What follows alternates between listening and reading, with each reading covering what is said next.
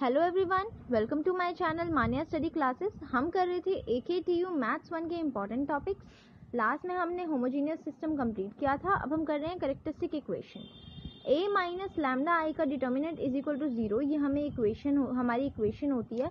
इसको हम एक्सपैंड कर हम अपनी कैरेक्टरिस्टिक इक्वेशन फाइंड आउट कर सकते हैं, जो इक्वेशन लैम्डा में आएगी।